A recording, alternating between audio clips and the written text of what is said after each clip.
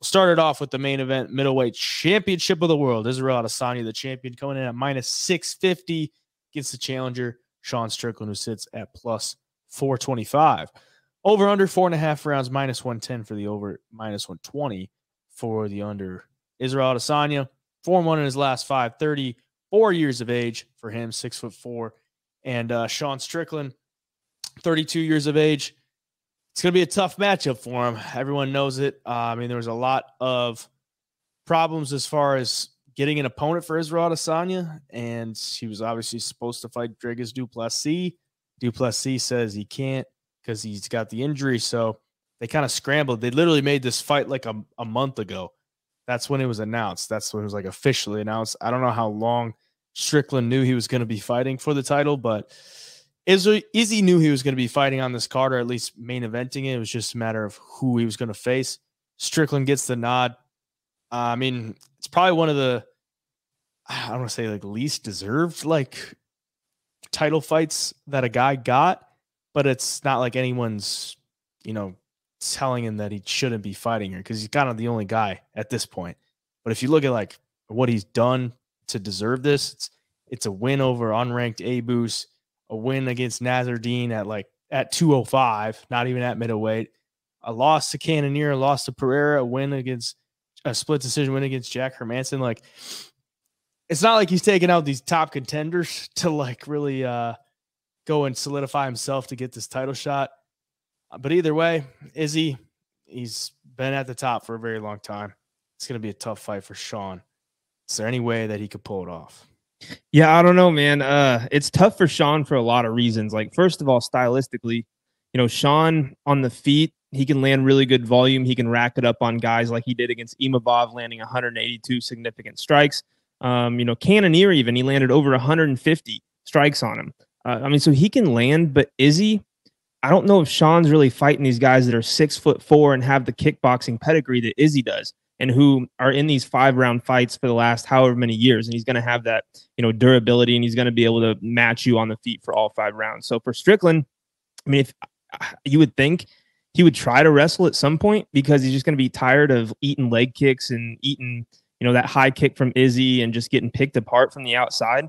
But at the same time, I don't think his wrestling style really works on a guy like Izzy, who's that athletic and who can just kind of move away from Sean, circle out, and then, go back to picking him apart on the feet.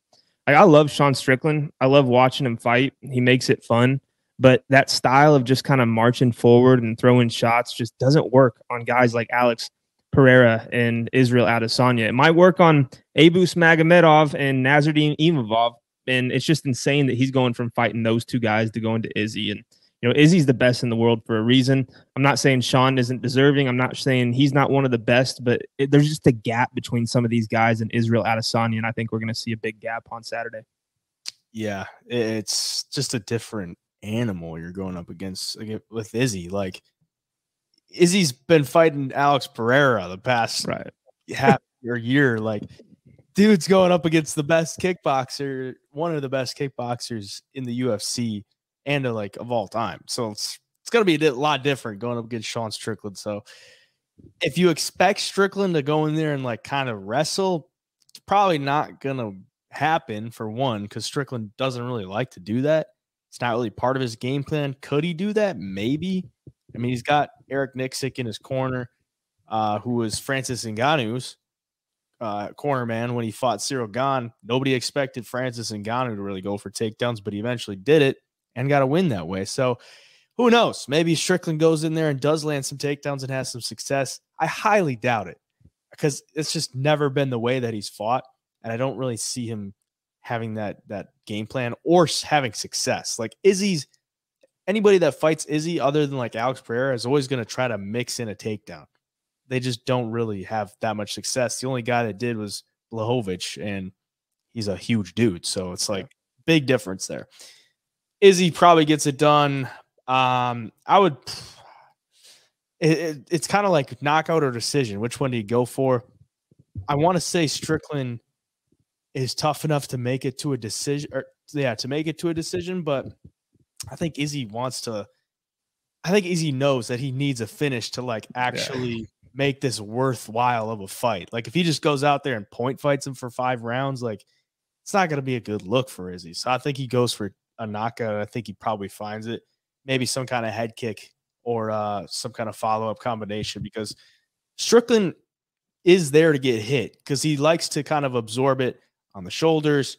And he doesn't really check leg kicks all that often. If Izzy really goes hard at those legs early, he could batter him down to the point where Strickland can't really move out of the way of anything. So I'm going to go with Izzy probably by knockout.